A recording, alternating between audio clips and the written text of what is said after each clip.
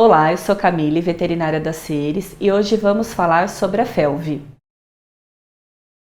A FeLV é a sigla do vírus da leucemia felina. Então é um vírus que é passado, transmitido somente de um gato para outro, mas diferente da FIV, é um vírus mais preocupante. Pode baixar muito a imunidade, é um vírus que ele pode induzir a formação de tumores, o mais comum seria linfomas e as leucemias. Então é um vírus que a gente tem que ficar muito atento.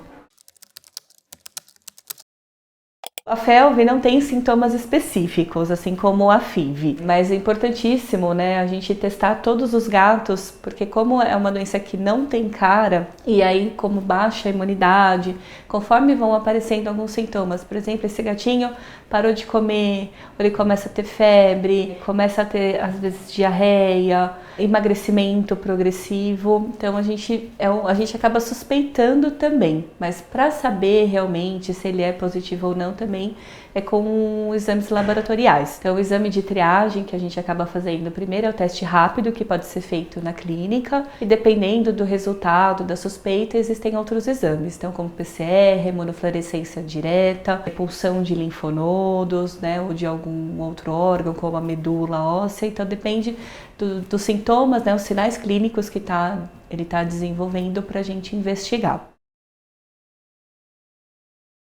Diferente da FIV, que o gato ele pode ser portador por anos e conviver, da FeLV é mais comum ele desenvolver os sintomas, os sinais clínicos, e a partir do momento que ele começa a desenvolver, dificilmente a gente consegue reverter. Então a gente consegue manter cuidando, dando a qualidade de vida, mas geralmente esses gatinhos vão a óbito.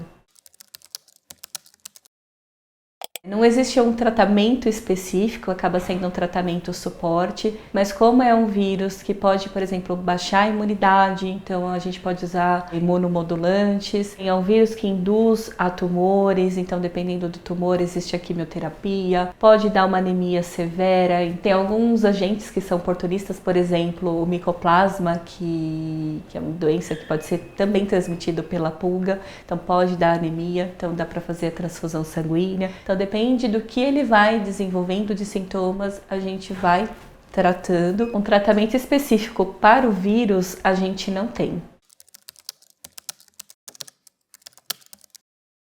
A transmissão da FeLV, comparada à FIV, ela é mais fácil, Então é muito comum esse vírus, ele tá na saliva, e como os gatos são harmoniosos, eles se lambem, dessa forma pode ocorrer a transmissão. Dividir o mesmo potinho de água, de comida, também pode transmitir. Então, se a gente tem um gato positivo em casa, o ideal é a gente isolar esse gato, sempre testar todos para ver quem está positivo, quem que é negativo, e fazer esse isolamento, porque infelizmente é uma doença muito triste.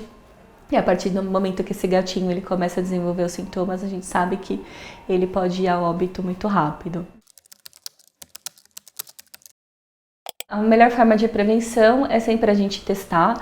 Então, a gente testar o gatinho que a gente tem em casa, se optar por adotar um outro gatinho, testar esse gatinho antes de ter contato com o que já vive ali, na residência. Mesmo testando, se esse for negativo, ainda é importante fazer uma quarentena para a gente retestar e ter certeza que ele é negativo, para não correr o risco de ser um falso negativo, por exemplo. E aí sim, a gente sabendo que é negativo, que os dois são negativos, a gente pode deixar em contato.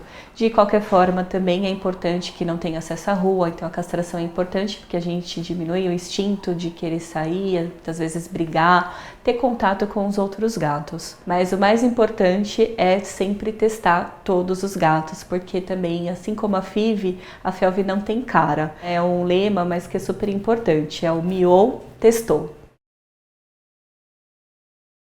Também, como prevenção, a gente tem a vacina, que a gente chama de quíntupla felina, que ela tem a particular da FeLV, mas de qualquer forma também é importante testar esse gato, porque ele pode às vezes ser positivo e a gente não testa. Não, a vacina não vai fazer mal, mas também não vai fazer a prevenção adequada.